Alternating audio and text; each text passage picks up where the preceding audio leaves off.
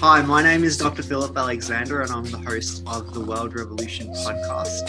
The World Revolution is all about raising consciousness on the planet, and I'm here with a really, really good friend of mine who's really close to me, David Berriman. Thank you for joining us. Pleasure to be here. David's a former butcher from Ballarat, former bodybuilder, professional bodybuilder, wealth consciousness coach, manages Conscious Coaching International. And I like to see you as someone who maybe on a cosmic level is like an ascended master, if I could get away with saying that. Sure. Yeah. Would you mind telling me about your life journey, like, how you started off in Ballarat and got to where you are now? All right. Yeah. So I guess I could go any way about this. So I guess I grew up in a smallish country town, a little city called Ballarat, about 100,000 people in the population. So I guess my upbringing was most people in a country town sort of thing, limited in the way you think, in a way. Grew up, normally I was out of home at 15, out of school as well. So wouldn't say I was kicked out, but it was requested that I leave both. So I was, out doing my own thing pretty young. From that stage, I guess I was in environments where kind of the rougher crowd as I grew up. Grew up with fairly limited way of thinking, and most of that I would honestly put down to I was involved with religion due to family upbringing and all those sorts of things. So it sort of boxes in your view on the world. There's a certain set of beliefs that you tend to follow if you're to be accepted by that culture.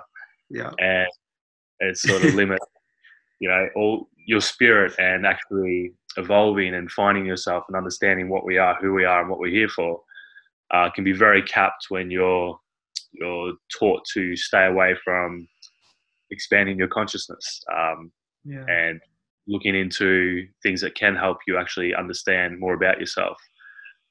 So everything when I was young, I was brought up to believe was basically approved by the church, or it was absolutely evil. And so I grew up with all that guilt and shame complex as a kid. I guess, got me into drinking and smoking weed and other drugs and all that sort of thing pretty young, basically as a way to escape. And in a way, that was expanding my consciousness, but it was also challenging the expectations of the church. So that's my teen years. I could go into all that, but I guess the main thing is I grew up learning that I need to get a trade. My dad was from a labouring background. Right. So I knew that you worked hard to get anything. And so I created that reality for myself as a young man. Yeah. Doing a butcher's apprenticeship, working over 60 to 70 hours every week, not taking holidays and all those sorts of things. What was your dad doing? He was a foundry worker. Yeah. Right. So, and before that, he was a brick stacker. Like he worked at this place called Selkirk's and moved bricks around. So it was always hard. Yeah. Early starts and come home filthy sort of thing. Yep. So I kind of followed in that aspect of my dad's dream was to always get a trade. He wanted to be a bricklayer. Believe it or not, I did a few weeks as a bricklayer after my butcher's apprenticeship. After I was qualified, I got some labouring work. Boss was really happy with me because I was a hard worker, and I have no idea what the hell my dad was thinking if he wanted to do that as a career. Yeah.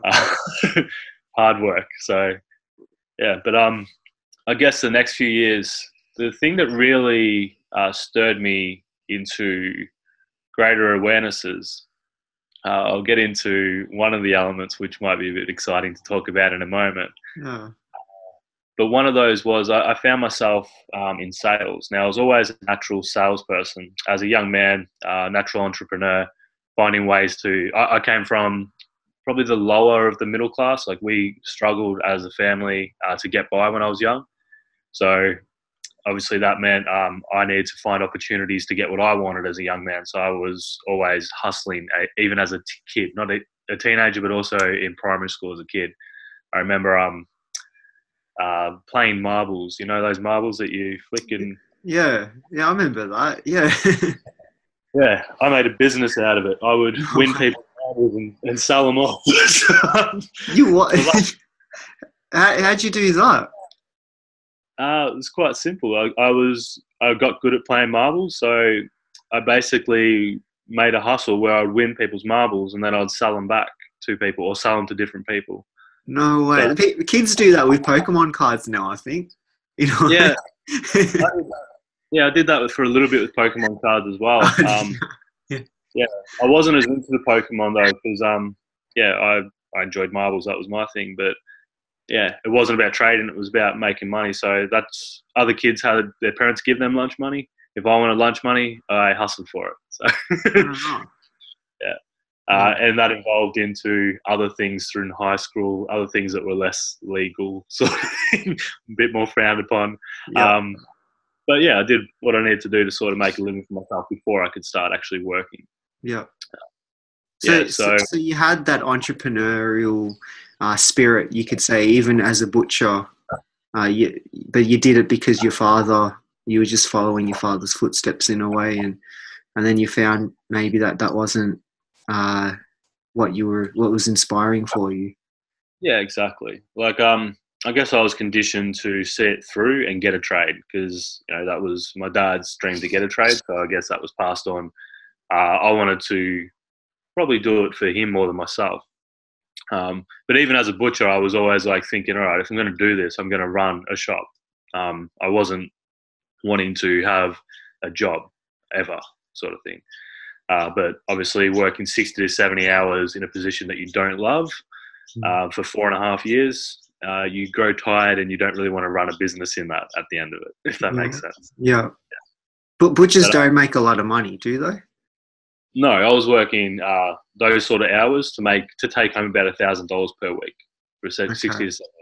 Yeah. Other places, in big cities, in certain places, I knew guys that were taking home about $2,000 a week. Yeah. But that opportunity wasn't there for me where I was living. Yeah. And you couldn't pay me enough to be a butcher now, put it that way. Yeah. So no longer. So then what was the turning point? Like, when did you start becoming consciously aware and shifting your career to that? Because you then became a bodybuilder, or you were always, even while you were a butcher, you used to work out? Yeah, so when I was a butcher, I used to work out. So as a teenager, I would drink a lot. Like I've most of my life, I was pretty reasonable drinker. In and out of stages that I guess you would consider people to be an alcoholic if they drink every day, and I've been through them, especially as a butcher. It was like a standard thing. You go home, you have a few beers, Right. But yeah, I went through a breakup and my own doing, but that affected me quite a bit. So instead of going out and getting in trouble out on the streets on a weekend, I started to get into boxing to begin with, as a discipline, something to put my attention into that wasn't getting me in trouble, sort of thing. And that sort of balanced me with how much I would drink. I still drank, but I didn't drink quite as much as I used to. And from there, I had my shoulders dislocate, so I had a shoulder injury. I went to a doctor about it because I was boxing and getting ready for a fight, and my shoulder kept popping out. And he said I either needed to get surgery, and it was on both shoulders, or I could lift weights and see about building some muscle to hold them in. So, yeah, and that's where I found bodybuilding, lifting weights has been my meditation, my solace, my outlet for over 10 years now. So it was more of there you go. Yeah, so, and you became, would you say you became a professional weightlifter then? Because you entered some competitions and that, didn't you? Yeah, I wouldn't call it professional. It was more at an amateur level. I competed as a natural bodybuilder when I was 26 years old. I took second place, and I competed as a muscle model 2 years after that. Yeah. That was more again. Actually, the bodybuilding, the natural bodybuilding, was after another breakup. um, Right. yeah, so I wanted to put my energy into something. Those were the Yeah. two biggest heartbreaks for me throughout my life when it came to relationships. The one when I was almost 18, and then around 26. Yeah. I think I did that myself, actually. Yeah. I think many of us men have. Yeah. Yeah. Had to feel like a man. And it was also part of my belief system, because I had very limiting beliefs around a lot of things. So part of me working on myself was to do with plant medicine that I got involved with, but also I got into sales. My first job was knocking on doors in Ballarat, and I did it through winter, through hail. So I still worked very hard as a door-to-door salesperson. What were you selling? Pay TV, which I didn't support. I don't like television too much, so I sold something just that other people wanted. I mainly it was about talking to people and getting them at the door. Yeah. Yeah. But this is where personal development opened up to me. So before then, I hadn't really heard of growing or educating yourself through books. The schools I was in were public school systems. In high school, I was detached. I found weed when I was in year 7, and that was kind of my escape from the world. So I was high most days at school, even until I left in year 10. So I was always a smart kid. So I was able to perform even while I was high, if that makes sense. Yeah. So I didn't really know about personal development, working on myself. I had a lot of experience with marijuana that really broadened the way that I thought and saw the world. So that was my real first plant that opened my mind to thinking outside the way of normal thinking, and to realizing I had more potential than I realized in a dulled down consciousness, which I was experiencing, which many people experience before they have these kind of interactions with these plants. Not to say that marijuana doesn't dull down many people, because I was there as well. I was living in those environments where people were smoking, drinking every sort of day, and doing anything but raising their consciousness, if that makes sense. Yeah.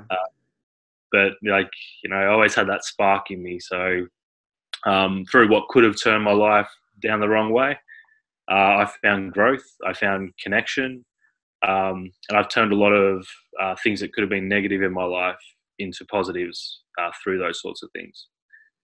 So big thing was the sales though, man, because when I got into sales, door-to-door sales to begin with, I later got into consulting, where I drove around selling solar panels. But these things inspired personal growth, because to get better at these jobs, you needed to work on yourself. You needed to learn new skills. And now that I had a passion that I enjoyed, it was bodybuilding, so nutrition, health, strength training, building my body, and building my mindset and my ability to communicate, better relate to people, and learn things like persuasion and all these sorts of things. Although now I look back, and the stuff that I was learning back then is probably outdated to what actually works when connecting with people and actually being a good person in sales right now. It's a different. Yeah. Do you think sales is actually like across every form of sales, in a way, like they're starting to follow the emotional connection with people, because that seems to be the most effective way to convert? Or do people still do the conventional stuff as well? So people still do both. Obviously, there hasn't been a big shift, but the way that people are getting smarter now, and they're getting more options. Okay, so a lot of the old trainings and stuff was like there's books like How to Win Friends and Influence People and all those sorts of things, where a lot of the tactics are manipulation based to a degree. You could consider it as that. And even some things with later learnings like NLP, people can and use to help manipulate someone into a decision.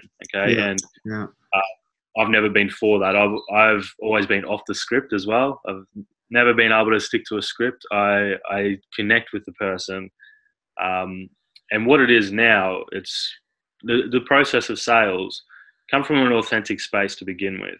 Number one is you need to do the work on you so that you're in a position where you're feeling good, you're positive, and you believe in the other person. Okay. It's now more, I feel, for me, an energetic situation than it is about trying to use certain tactics or anything. So it's mindset and feeling. And when I look to do sales with people, first I need to identify that they've got a problem and really find out how big of a deal that problem is to them. All right. So now that people have sales for whatever products and whatever, like everywhere you go, you're being advertised to, everything you listen to. You're getting coded with subliminal messages as well from sources you're not even aware of. So we're all being sold to, right? Yeah. Like, doesn't matter where you are. Yeah. When it comes to being effective in sales, it's really ensuring that first they're in a position where they would do well with the product or service. You need to believe in it too. You need to believe in what you're selling. If you don't believe in what you're selling, then you are likely using manipulation tactics to win people over. Okay, because if you don't believe in it, if you're congruent with your position, you shouldn't be able to sell. In my That's opinion. truth right there. Yeah. Yeah. So yeah, that sort of thing is, I've gotten quite good in my career with sales. I still use sales. Sales isn't everything we do. Like you're selling yourself or you're selling ideas to people in basically every interaction that you're having. So that's more the mindset that I go about with my position in sales, because I love sales. I love that interaction. I love giving someone a breakthrough and providing value, and both walking away with a reward and feeling good about it. And that's how the interaction should be. And you're doing this in your relationships as well. You've got an idea, you want to influence the partner on going away to somewhere. Like, that's life is a lot to do with you're either selling or you're being sold to a degree, if that makes sense. Can you because I love this story, how you manifested your partner, because you literally say that you just you created her. Yeah. So I'd like to use this as this is how you manifest anything. Okay. So first of all, I was 27, 28. And I had enough contrast in my life to know what I did like, what I didn't like when it came to being in relationships. Okay. And I also was self-aware enough to understand what relationship would best serve me and what relationship I would best serve in. And I'd gotten to a point where I no longer wanted to be involved in an intimate relationship unless it was both feeding into each other and not leading to a path of hurt. Okay. So understanding all that, this is how you manifest. This is how I manifested my partner. Me and my housemate at the time. So he was NLP, the highest level teacher of it. He could teach NLP. So we used hypnosis in this. Now, the first thing we did is we both wrote down what it was that we wanted in our partner. Okay, so we wrote down, basically, mine was more about the spirit, the energy, the interaction, how we would serve each other. And then when it came to the physical aspects, they weren't as important to me. And I just wrote down what was in my mind at that time, which was based really upon someone that I was speaking to at that time that I was attracted to. So after I wrote down exactly what I wanted, we did a process where we got each other into an altered state. So just hypnotized. We're still with it. Like when you're hypnotized, you're not completely under and you can't manipulate me to cluck like a chicken. I could still hear everything. But what we had done is we just spoke each other through a process where we went into our timeline, into a few months into the future, and put ourselves in a situation where we were interacting with that exact partner. So with the person that we desired. So we both did this, and I did it for my housemate, he did it for me. And within, I think it was about 6 weeks, my housemate, his name was Zach, and he actually went on a date, knew it was her, and kicked it off straight away. And it was maybe 2 or 3 weeks after that, I seen partner now, Tara, walked through into the gym, and I connected with her. I spoke to her, and it was what the energy between us and how we saw each other through each other's actual person into each other's souls, to say. And yeah, I went on a date with her, and that was it. I never let her out of my sight since. And a big thing in this though is you get clear on your desires, but then I practice absolute detachment. So I was happy and grateful being single, and I lived in that. And so did she. She had just come out of a relationship that was wasting her time as well, if that makes sense. And we were both in that place of being ecstatic to be single, to be free, to just be in a place of gratitude, working on ourselves. World was our oyster, and we were actually both in a position where she was planning to go overseas and travel Europe and those sorts of things, and enjoy for once in her life being free and single to do what she wanted to do. And then we found each other, and was like, all right, well, I guess this is happening. And what I've always said to her since is that she wasn't even real until we manifested her, because she's everything that I found as my desires. So, what does she say to that? she depends who we're talking to. Sometimes she'll say I'm full of shit. Other times she'll be like, yep. So, yeah. But yeah, it's the same process I've used with most things. The lifestyle I'm living now, what I get to do, it's all come down to getting clear about what it is that you want, focusing on that, and then allowing it to come. So I've witnessed maybe a part of your journey, and you've manifested some amazing things. And some of the things that you adopt, they're like, it goes into the quantum world of understanding law of attraction and that sort of stuff.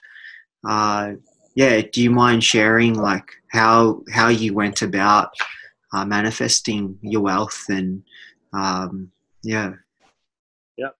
So again, I got really clear on what I didn't want. Everything I've created that I now desired came from a place of contrast, of not desiring. Okay, so when it came to wealth, I started to study abundance, prosperity, and I'd been doing this on and off throughout my 20s, but I hadn't really gone in on honing in on mastering wealth consciousness. And because of this, I ended up going into business, and I would go up, but then come crashing back down, and these sort of things. And I lost my home, my house, it was like 25, and all those sorts of things. So I'd been through some trialing times in my 20s, and I'm glad that I did, because I speak into people much later in life that are learning these lessons at a much older age, and I got it done nice and early. Like everything in my life, I've gone in hard and I've learned the hard lessons early so that I could get the contrast and now be 31 and being able to do what I want with my time and my money. Now, when it came to wealth, I studied law of attraction, all those sorts of things.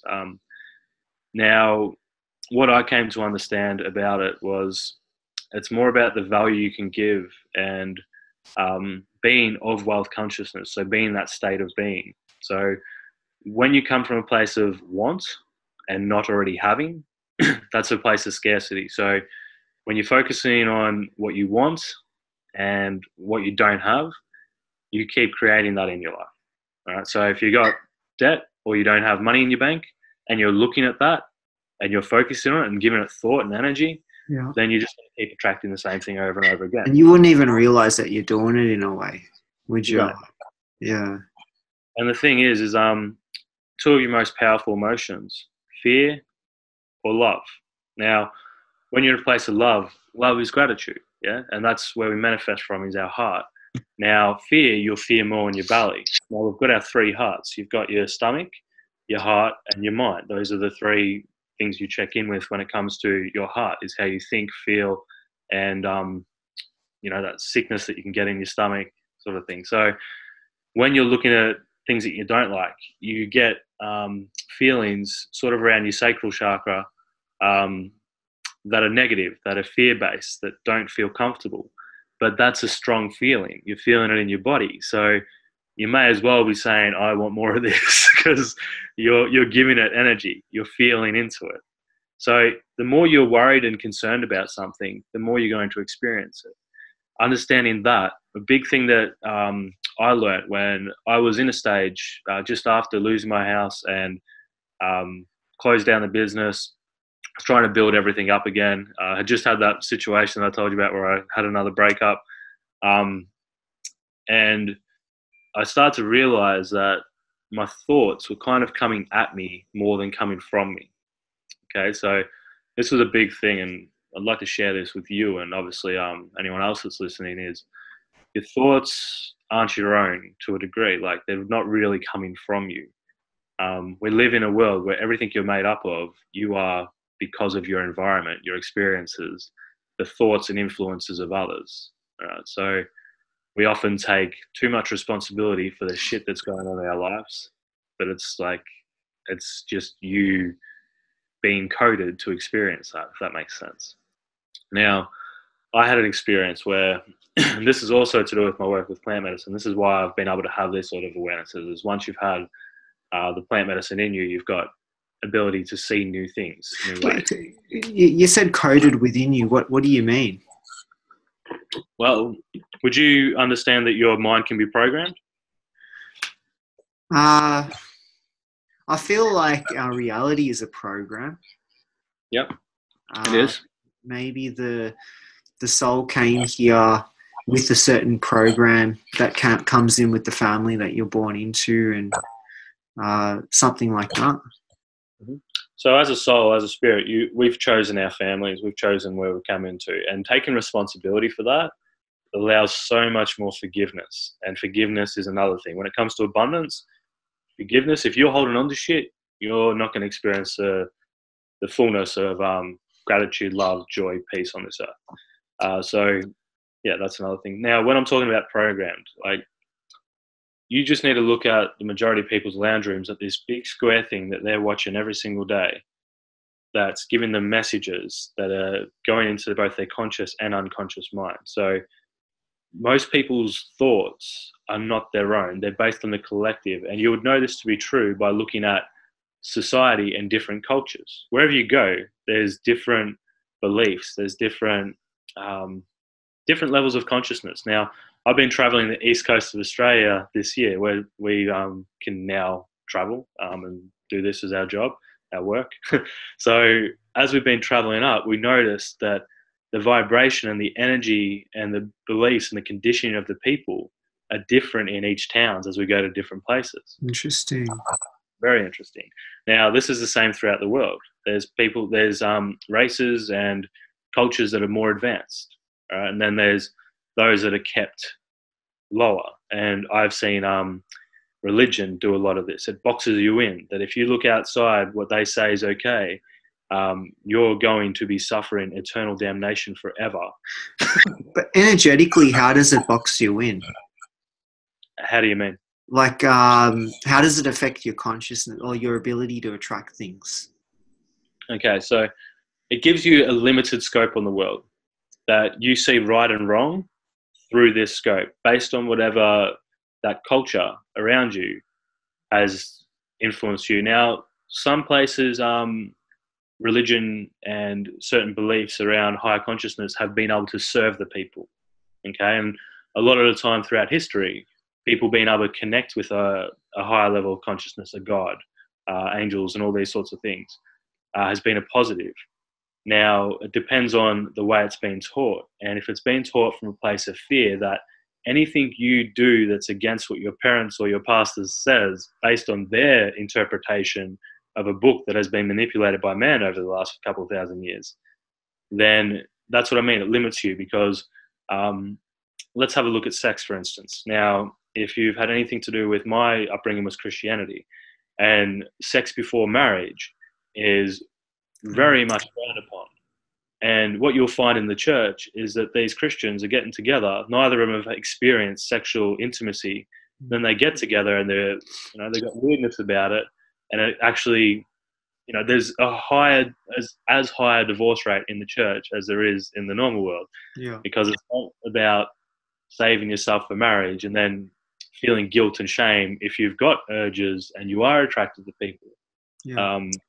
So that's what I mean. Like the way it's boxed in, instead of being educated to a point where it's like, cool. So when you become a young man or a young woman, you're going to essentially be attracted to the same or opposite sex or whatever you're into.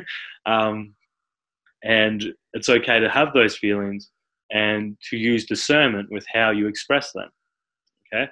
What I mean by that is, like, just because you find someone attractive doesn't mean you try and get in bed with them and fuck them straight away, if that makes sense. You want to use discernment, because someone can look pretty on the outside and be a torturous soul on the inside. Yeah. So it's about educating these kids properly. Now, when you have been educated by your leader, your elder, your parents, by their interpretation of a book, they're just taking what they've pulled out of it. And that book itself has been used for a lot of good, but it's been used for more atrocities throughout our history than any other thing. Like those teachings are getting people to kill, torture, rape, burn people alive, all those sorts of things throughout history. Well, let me ask you, like, so do you think that the texts in the Bible, do you think it's inaccurate, or do you feel like there's stuff that they've not, like they've taken out that might be more? So, inspired by spirit, for sure. Okay, as you are. And in one way or another, most things we say are still inspired by variations of spirit, some lower, some higher. Over the last years, you have a look at the Catholic Church, for instance. They've controlled and manipulated their people since the dawn of time. It's a way to keep people low. That's what I mean, that low vibration. This is the box that you live in. These are the rules. If you break them, we're going to fucking burn you. Okay, that's the history of that. Now, throughout history, many scriptures have been destroyed. Okay, so the version of the Bible that you're getting now is not the original context. And if you're English speaking, it's not even in the original fucking language. It's been translated to what we have today. So there's bits of the Bible that have been pulled out, bits that have been pulled back, put in. So it's there's much wisdom there. Now, don't get me wrong. If you can look at it from a heightened consciousness and an enlightened point of view, you can pull a lot of wisdom, truth, and spiritual truth from that book. And this is why it's so fucking dangerous, because it has that. Yeah. It has that truth. It has that. But then it has the other side where it's used to manipulate people. Yeah. Keep them in a dulled state. Now, you'll see this with the way that the media is preaching it. So the Bible and religion is the media before we had TVs and radios. Yeah. Same. They're there to control the people, to take away the power. Like, when you know who and what you are, it's fucking ridiculous to adhere to any sort of religious teaching. Okay, it's not to say there's not some good spiritual truth in that book, and I have got much wisdom from that book. But for me personally, I can't even go and read that and take those lessons out of it anymore. I have had a very firm word through channeling with my partner, Tara. She can channel quite open. She's a very pure spirit, so she receives messages from her higher self and also her guides. So, and I asked simply, I'm like, cool. So I did gain, there was good things in my life that came from connecting with even the God of the Bible at that time, which is not who people think they're praying to. But that I had got some growth and some wisdom from that. So I checked in. I'm like, if I want to read the Bible, like, is it okay for me to go back to that? And I got a very clear message, like, David, not for you, because you've been in that program. You've broken through. I've had to do a lot of work to really, it's been like, I stated like there was a film over my crown chakra and my third eye, that when I was still questioning Christianity, God, the devil, religion, all those sorts of things, I was under control by fear and guilt and all this really bad programming that just held me back from reaching my full potential. And I know the moment where I broke through and I just felt like this lift where I was opened up. And so for me to now, even when I connect with Source, I'm in a place now where calling Source, Universe, God does not work well for me, because I'm actually going back to what I used to pray to, which wasn't the true source of love, light, and all that is good. Makes sense? Yeah. Yeah, so I don't pray to God anymore. It's universe, source, infinite intelligence, Yeah. spirit, whatever it is. But I can't do that because it stirs that wrong connection. And I've played with this and found darkness come back into my energetic field when I have tried to connect with that name. For me, not for them, but for me. Let's go into, because I find this really fascinating. You mentioned like the God of the Bible. So what is your understanding of that? Like beyond what we're experiencing, what else is out there that we might not be aware to? Okay, so the men that have been involved in manipulating the Bible are not good men. They're very ruthless, murderous, inspired by very dark forces. These like Illuminati, those kind of guys, or something like that nature. People that something like the idea of that. Yeah. Roman Catholic Church, even more so. So, because from my perspective, I feel like there are souls that have come to this planet throughout time, and these souls, they keep on coming into positions of power, and then they maintain the vibration so that people follow that. Yeah. And in my experience now, because of where I am, there's nothing wrong with that. The balance of darkness and light is what makes this dance of being a human on this earth so incredible and so beautiful. We wouldn't know darkness if we didn't know light, and we wouldn't know our light if we weren't experiencing the darkness, because we'd have no contrast. So where we're at with the God of the Bible, look, I don't know what the original transcripts were, and I have not been shown and guided to, in my experience as up till now, to know whether they were the true source of light coming into this world. And I believe that it was, because I believe that book is meant to be here, okay? And I believe that it has a lot of wisdom and helped a lot of people. There are some very beautiful leaders that have used that book for their growth and contribution to this planet. Yeah. You look at someone like Edgar Cayce. Have you heard of Edgar Cayce? Yeah. Yeah. Man of God, man of the Bible, and he fucking rocked it. However, if you were to talk to someone like my father about the fact that this guy was a medium connecting with spirits and all, Dad would say he was evil. And, yeah. Exactly. Yeah. So like The energy. Yeah. He wasn't tainted by it. Okay. Yeah. So but for me, like, because of me learning things like that people were evil and all, instead of being, if you're given that book and you're open to interpretation, and maybe you've connected with spirit and love and light before you go into that book, there is much wisdom and much truth to be pulled out of that. But you also look at the God, the character of the Bible, and he's a bit of a contradictory motherfucker in the way that he acts. There's even stories where there's this town sinning. I wish I knew the scripture right now, but they're living in sin, and he threatens to send wild animals in to rip apart and destroy, like kill their children. What, like in Egypt, the Passover or something? No, not that. No, look it up. Like, he says to them that if they don't turn from their ways, that he will send wild animals in to rip apart and kill their children. But could that not have been true? Like, I mean, the universe doesn't have any predisposition to anything. It's like if mankind fucks up, then, you know, the universe has to sort of like law of karma in a way. Yeah, but who's to say they were fucking up? Like, that's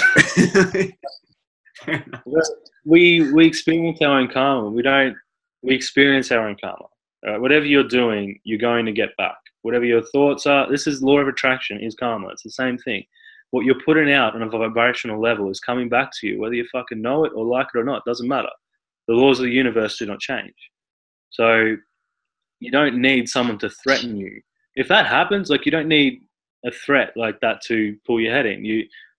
That's going to happen if you're doing that much evil and wicked shit.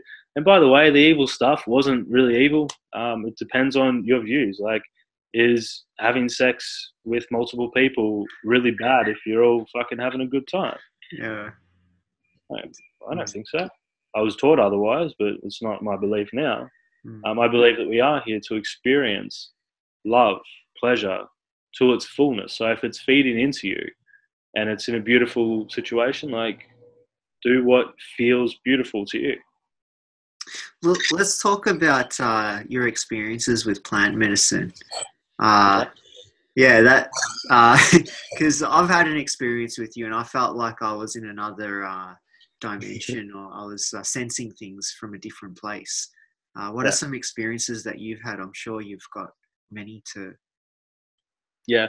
So I'll be aware of the time and sort of give you my big ones. Okay. So my main awakening, okay, to being able to understand what like God actually is I had some mushrooms.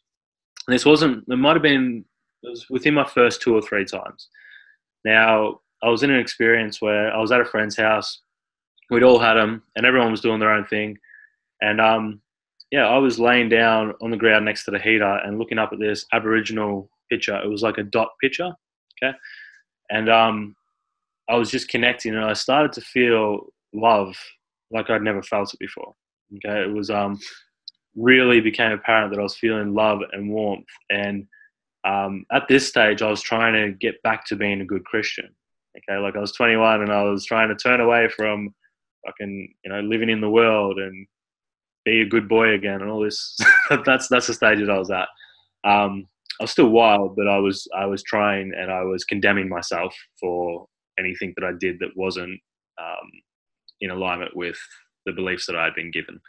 So I'm sitting there and I'm looking at this picture, and then I'm starting to connect with God, and I hear the voice of God in this moment, and I'm saying like how sorry I am for how fucking bad I am, thinking that I'm a bad person, understanding now as a full-grown adult with awareness that I was not a bad person. Back then, I was led to believe that anything I was doing that was natural was really sinful.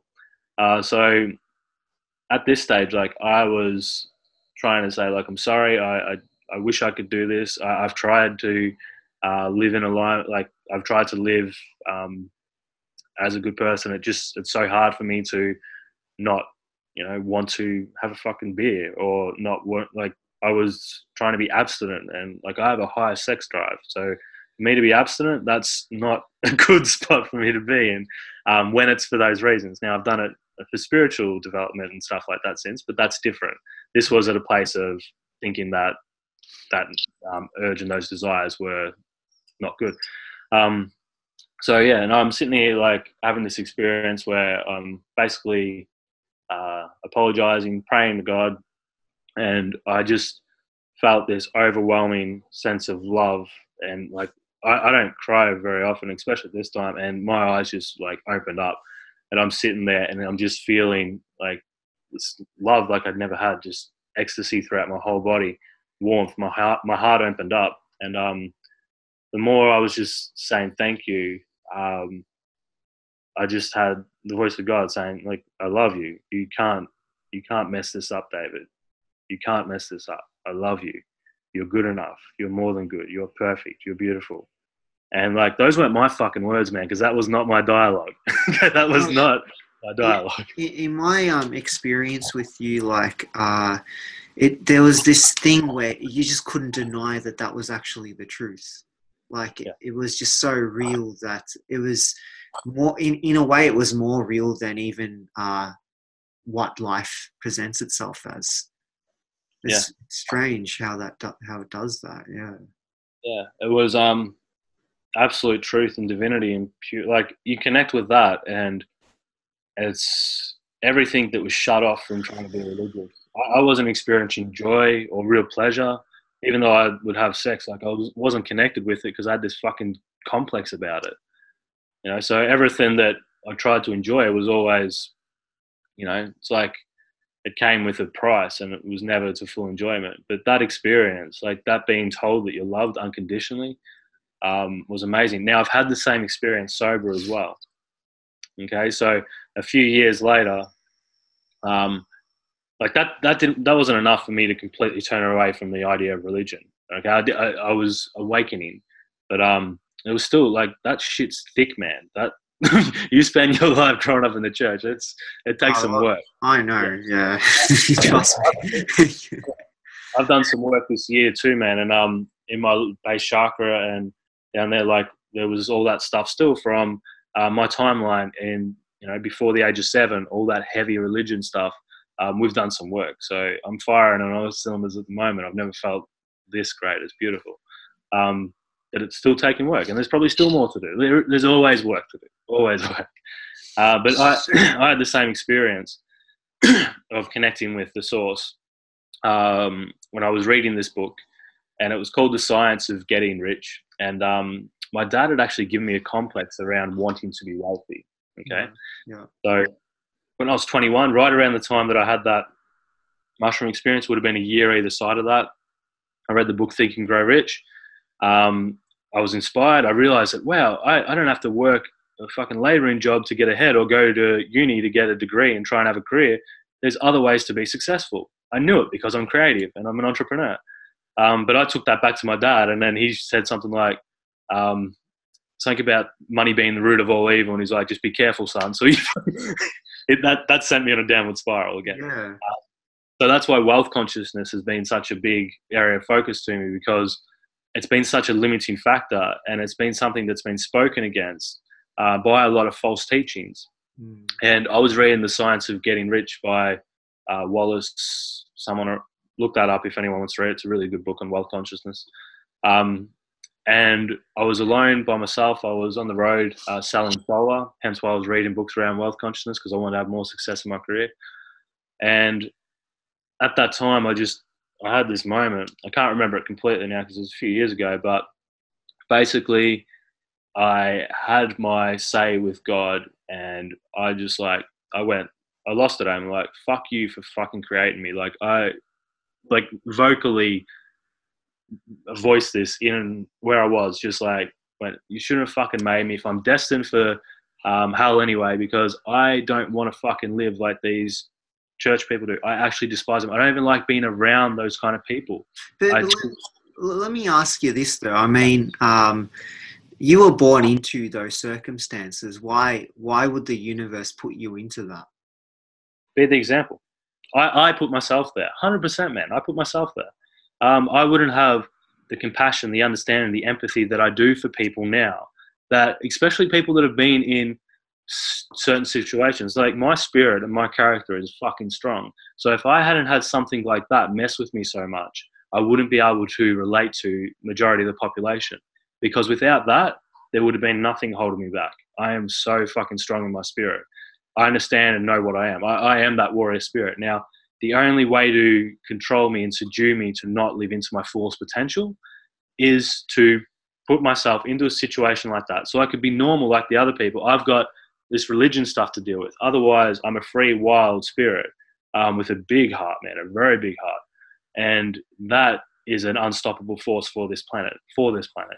But if I did not go through the being controlled and being boxed in, and seeing what it did to my dad, who now has MS and is waiting for God to heal him, even though he is here, because his physical experience is a representation of what he did in his mind.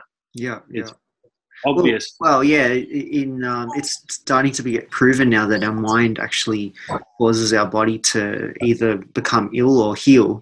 So it is painful when you see someone that, just doesn't, take care of their mental health. Yeah. Well, or get to a belief system that destroys their mental health. Yeah. He's a physical representation of what is happening. And he's a beautiful man too. He's got the best intentions, good morals, so disciplined. If I had the discipline of my father, I would be a greater man today, for sure. We have a lot of similarities, I feel. We're both very passionate about what we believe in. Yes, yeah. We've got about 10 minutes. I wanted to ask you about past lives, and whether you remember, because I know you believe in past lives and all of that, or how that all works. What past lives do you recall or remember that you were here on the planet as? So I haven't gone too deep into this yet. I'm doing some plant work next year that will take me deeper into this.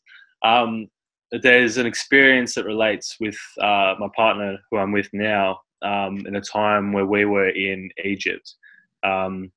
She was like the queen, and I was the head of the army, and pretty fucking ruthless head of the army as well. So I haven't felt into that a great deal, but I've experienced it. Like, there's been little reminders, and it's hard to really explain other than that. And also, I've seen different versions of myself through experiencing work with the mushrooms that I thought were outside of me. I've now had this revelation. It's like, oh, I'm looking at myself. And so I've come through some pretty crazy experiences, but I haven't really relived too much of that. I had one person do a therapy with me where I was a little girl in a room. I went back and it was a little girl in the room, and someone was, it was probably a father I was hiding in there scared, and they were banging on the door and screaming at me.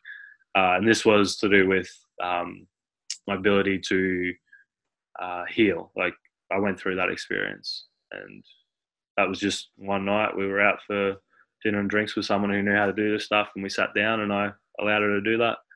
But yeah, I haven't connected in too much with that yet. I'm yet to have experiences where I'm doing all that soul remembrance work. A lot of the work that I have done has not been under the guidance of a shaman, and that's what we're stepping into now. So those are the next phases for myself. You've been an experience of the work that I've done without the shaman, or maybe playing the role facilitator with yourself. And yeah, that was a great experience for both of us. And I think that definitely changed a few things in your life after that experience. 100%. Yeah, 100%.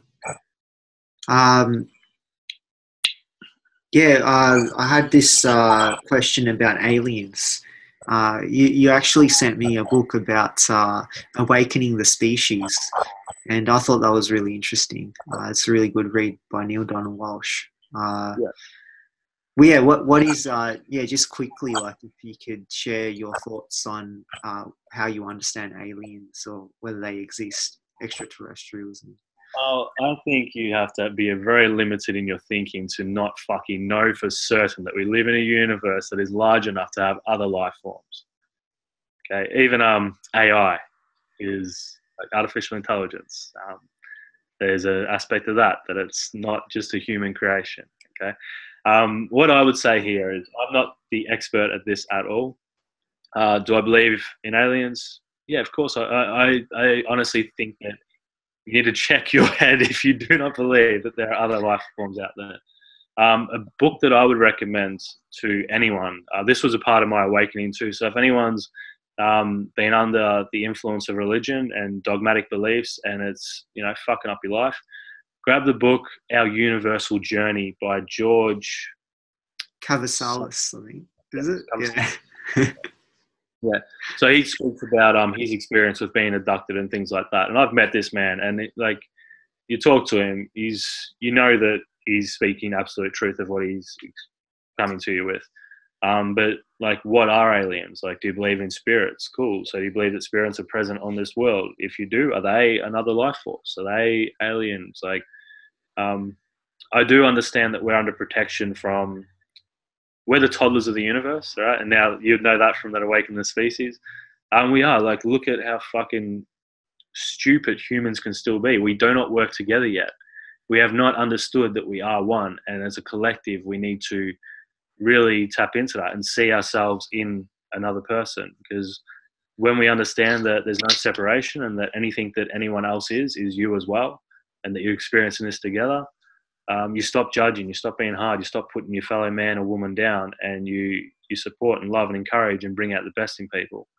And that's what we're here to facilitate. That's what we're here to, I feel, our current generation, I feel that we're at the shift of that real expansion in consciousness and awareness, because we grew up where, I remember aliens and all that sort of thing was back when I was a kid was a stupid idea. And if someone were to believe in it, 20, 30, 40 years ago. Crazy. Yeah. Now it's like there's more of us that are like, are you fucking for real? You don't believe in other life forms? It's sort of arrogant of us to think otherwise. It is. It's arrogant. You know what? That stuff that I was speaking about this whole time with my upbringing, like my father, for instance, would not be able to comprehend that there are other life forms, and he would think that you're crazy if you're saying so. And yeah, but where we are right now, we're at a shift in our species because now we're all connected through digital. So we're connected anyway. Like I can communicate with you in spirit, and you might know this when you've had a dream or you've interacted with someone or you've thought about someone and they've called you. Like you're fucking connected. We're all connected. Now we can do what we're doing here, where you're in one part of the country, I'm in another part. So the messages and the awarenesses that we are coming to find, we can now share with people on a massive scale. And it's not hard to make viral videos. So the more miraculous signs and wonders that we see that aren't in the name of anything to do with the church, that are just into, I've got, for anyone that wants to see some miracles performed, that people, a beautiful man that's really facilitating much healing, live and in person, and claims that he is an atheist at that time, is this guy named Darren Brown. Phil, you watch his stuff, bro. He's on Netflix. He's got 3 things. He's got one called The Push, where they're manipulating a person's mind to show you how you are programmed by society to kill someone, to murder someone, a completely normal person that's just influential. All right, now watch that. But this other one he does, Miracles. It's like a magic comedy show where he heals people. Like he facilitates people's healings, because we heal ourselves, man. We've got it all within us. But he shows us how to get that energetic, that vibration, that belief, and, to be in that place where we can expect and receive the healing. And he makes a joke of the church doing it and asking for money for it, where he's like, look, like he heals. There's a lot of people healed in that from proper stuff, man. Vision, like someone's glasses, they can now read without the glasses. So Wow. Something like that goes viral, man, to someone that's stuck in a controlled way of thinking, because you grew up around certain beliefs. I grew up around certain beliefs, and there's many cultures around the world that if they entertain an idea or even another race outside of their own as being as equal with them, then there's conflict between their culture, the people that are around them. So it's all about bringing awareness that we are all miracles. We are all one with the source, with God, with universal intelligence, that we are here for purpose, and that we're creating these experiences, even if they feel like we're victims at the time. You chose this path. Yeah. You came here as an aware soul to experience what you're here to experience right now. And your lessons aren't just for you. If my lessons were just for me, I would have fucking ended it by now when I was a bit younger. Right? They're here for the collective, and that's what we're all here for. Learn to give it to others. David, thank you so much for sharing your wisdom with us. And there's so many things that we can talk about. Maybe another time, but just massively grateful. I love everything that you're doing. You've taught me a lot of things along the way as well. Wish you all the best. And if there's anything that you could share as a last message for the podcast, please share. I think I've shared it, man. Trust your intuition. Don't fucking listen to people that are speaking against what feels right to you. All right? But ask questions. What questions you ask. And just because I've brought awareness to certain beliefs and things like that, doesn't mean I'm dead against people being in that, because it can serve them. But find your own truth. Connect with spirit in your own way. Because you're not here to do it all on your own. You shouldn't have to. And there's people that will guide and support you once you start to look at them. None of us have to go through this alone. So if you're ever in a place where you want to reach out, you need help, put that intention out and know that someone's coming, so that you can do this with the right people in your corner. Because it's a fucking hard game of life on your own. Thank you, bro. Till next time. Love and appreciation, brother. Take care. Love you, bro. Love you too, man. Take care. See you later.